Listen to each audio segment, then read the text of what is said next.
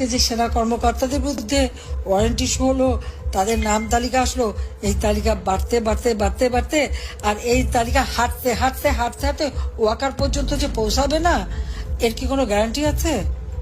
যতই তেল মারুক, তাবেদারি করুক, জামাত, বিএনপি আর ইউনূসকে চিনতে সময় লাগবে।